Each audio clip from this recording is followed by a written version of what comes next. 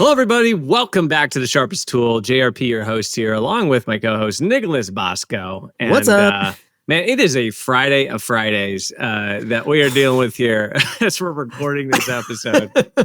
But, you know, I do have a joke, though, as per usual. This one's just, it's pretty good. It's pretty good. So what vegetables, Bosco, do plumbers hate? You know, one of these, I'm going to answer this correctly. What vegetables do plumbers hate? Yeah. What vegetables do plumbers hate? I don't, cucumber. They hate leaks. Oh, come on. It was fun. What's funny That's a good one. It is a good one. Like, you don't think of it because I don't, honestly, I don't know that I've ever eaten a leek. Oh, they're good. Dude, I've done some stir fry. Oof. Yeah. It's actually some pretty, you can get some good stuff going with those. I'm going to have to, it would have turned this into a cooking show.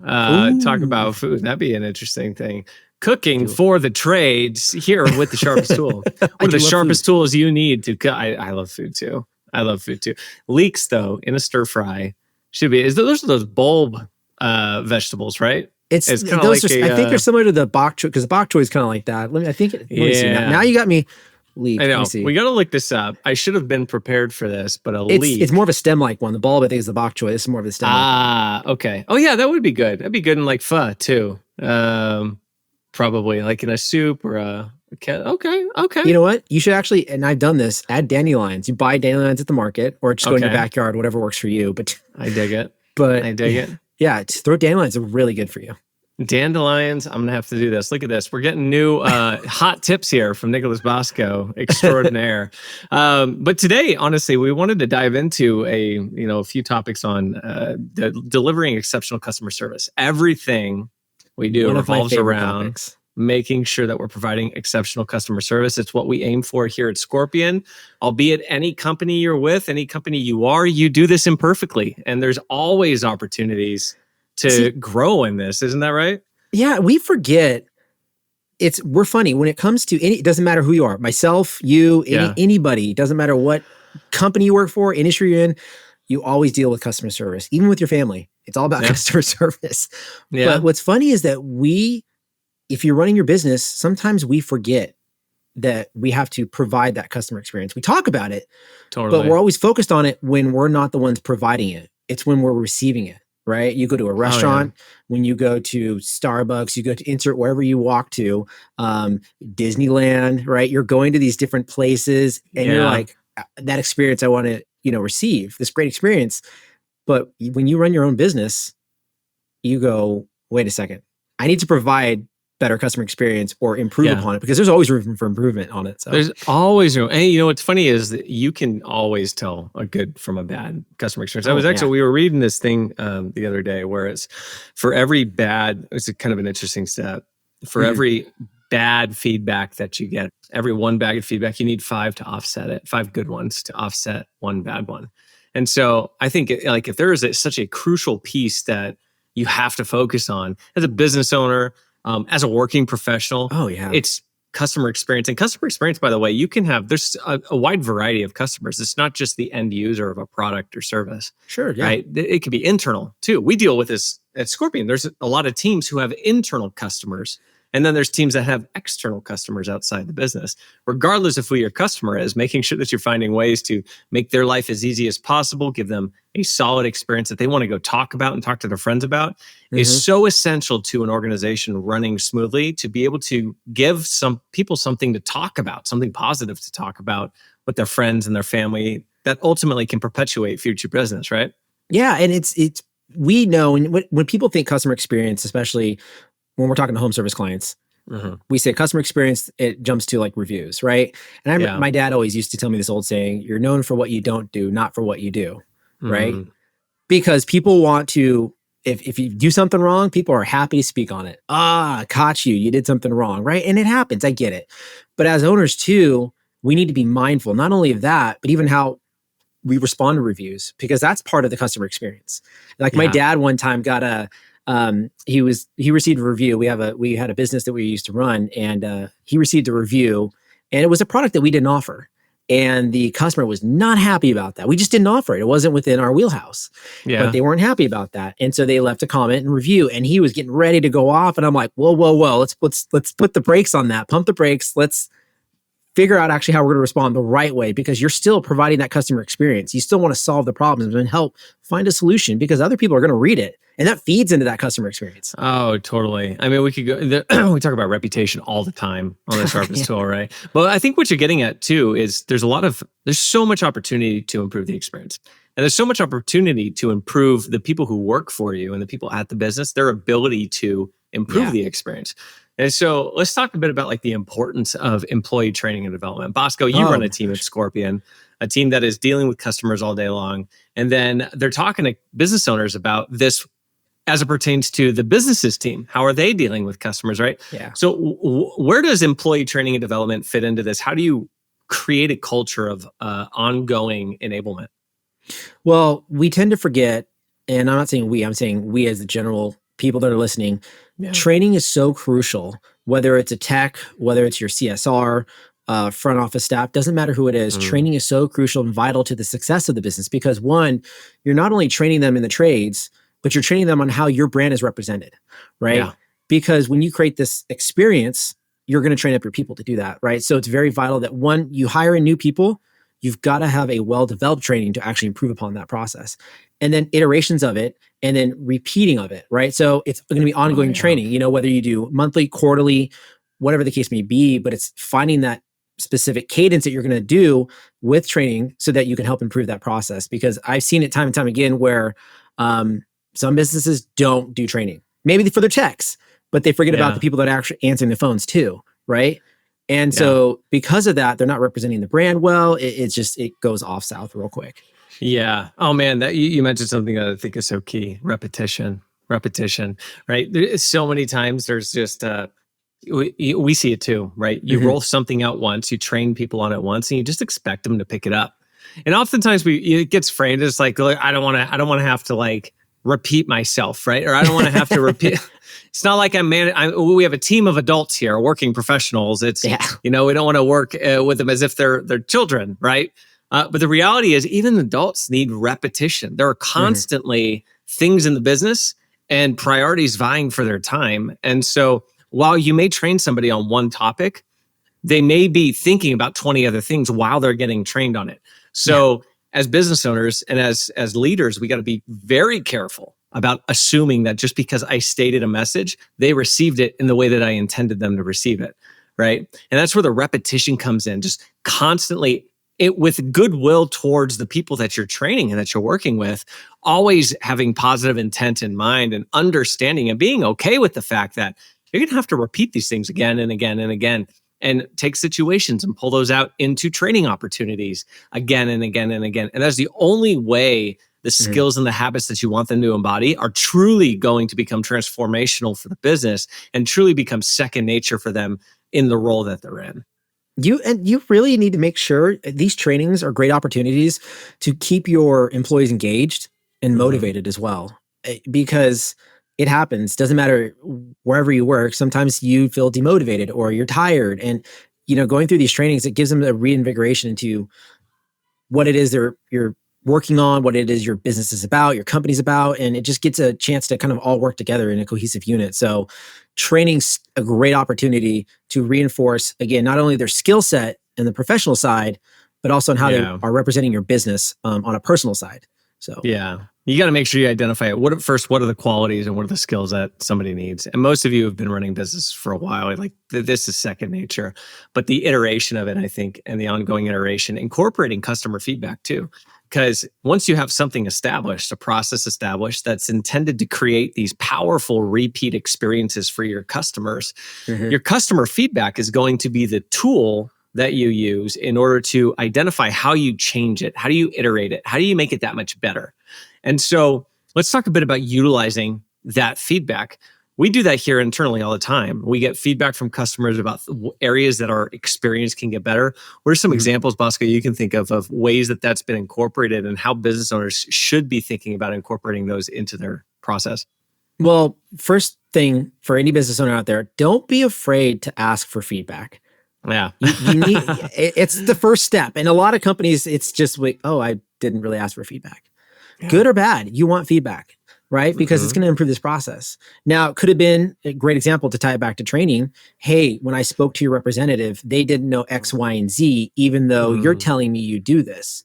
That's a training opportunity, something that maybe, okay, I got to help get, my team back on track with this, right? But soliciting feedback is crucial. So even on the positive side, hey, I love that you guys did this for me when you came into my house, whether your text did something right, what did they do right? Now, how can we replicate that across, right? So soliciting this type of feedback from customers you served or customers you didn't serve, asking for the feedback, even why they didn't move on with you. It's a great opportunity. Yeah. And asking for feedback shows that you care about the experience, right? I've seen, it's funny because when we have people that come over to Scorpion and they're like, hey, I need reputation cleanup help. And it always is shocking to me when you see the interactions that some businesses and business owners, the approach they take in terms of how they respond to poor reviews or negative reviews. It's like every time you respond to a review negatively, you're opening yourself up for the potential to have your reputation tainted.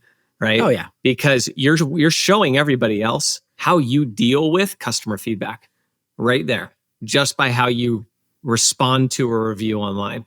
And so always ensuring that feedback is a gift. We talk about this just in management, right? Feedback is a gift, and you have to view it as a gift. People don't have to give their feedback. How many times have you tried to solicit feedback from a customer? You send it out to 1,000 of your customers and you get 10 that respond.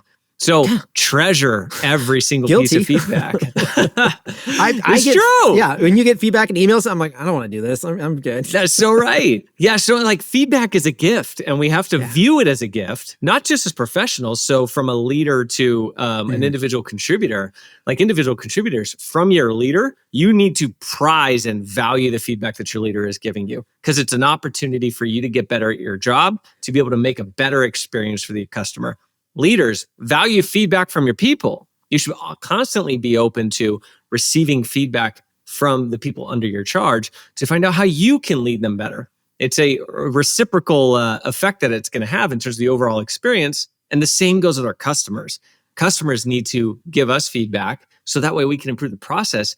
But the clearest way to getting more of that feedback is to show that you have a feedback-centered culture and that you are open to receiving it based on how you receive it, right? But even in getting that feedback and working on that portion of it, what's nice is that you're starting to create a brand loyalty, not only for your customers, but even for your employees, right? So you're creating this loyalty through that consistent service because when you get the feedback, you're creating the consistency in terms of your service because you're like, great, I need to improve the training, which will help improve the consistency. Hey, and also the information that's out there, or people really loved this, and my employees also really loved this. So you as a business owner, you're creating that brand loyalty. So for your customers, builds up that trust, builds up that reputation, builds up those returning and repeat business. It all feeds into each other. So when you're creating this holistic approach on the customer journey for the experience, it just lands tenfold. Yeah. It's funny you mentioned that, creating consistent service and how that creates loyalty. Don't miss that. Don't miss the power of that. The vast majority of people are looking for something they can bet on, some stability in their life. There's no shortage of chaos in anybody's life. That's it. They want stability. And stability for them when dealing with a business comes through consistency. So when you're able to be consistent with how you service a customer, that becomes something that, think about back to that repetition piece. When you have a consistent process, you're repeating to the customer every time you interact with them what the process is going to be. So guess what? That's what becomes the expectation. That's what becomes what they tell someone else. And then someone else comes over and is like, I like the consistency. I like what I'm hearing in terms of the experience. And they can articulate it so well to their friends because you're so consistent with your approach. Now someone else comes and they get that same experience. So it's a self-fulfilling prophecy of, I'm expecting this, and all of a sudden I receive that. Now I trust it. That creates loyalty. So powerful. We're creatures of habit, right? It's like for anybody that went, when you went to school, you picked the same seat. If it wasn't assigned, you picked the same seat. Same thing at your company, you picked the same parking spot. We're creatures of habit, right? So people like that comfort, that consistency. So when you are providing that, that's comfortable to them, right? When it becomes uncomfortable, people shy away. They're like, nope, they don't like it, right? And so there are people that are open to give the feedback so you can understand it, but exactly having that consistency creates that comfort for your customers. And so they start to build that trust. So they are comfortable with you, they're open with you, they're going to refer business over to you, but it's exactly that, right? So it's that comfort that they feel. Yeah, I do that. I do that when I go out to a restaurant. I want to know that my food's not going to taste terrible. I tell you, there's a sushi place that we actually we love sushi, and there's a place down the street from us. And initially, when we went there, the service was awful. So we're like, okay, key number one, I'm not going to sit down at this restaurant. I'll just get the sushi to go, because the sushi was really good sushi. And then I went in one time and we got sushi, and the roll that we had gotten that we really liked, the sushi that we really liked ordering from there. We get it back and we take it home, and it's not the roll that I was used to ordering. Because it had some stuff in it that I don't typically like in my sushi and everything. And it was just such a poor experience, because I was betting on the consistency with how they did this roll. Something changed in the menu. And now the sushi roll that I liked, that I went there for, is no longer the sushi roll that I liked, that I went there for. Yeah. Guess what happened as a result? I have not been back to that sushi place yet. I go to all the other places that I know I can be consistent and I can drive a bet on. So don't underestimate the value of consistency and stability you bring to people. Yeah. Because I was in a situation currently right now, and Josh is totally apprised of this. Oh, so yeah. Speaking to the trades, so for all you business owners out there in the home service trades, you're going to understand, I'm living it, right? So we actually had a leak in our shower. And it went through the wall, and it just destroyed our carpet. And this happened last year. So this is last year, February.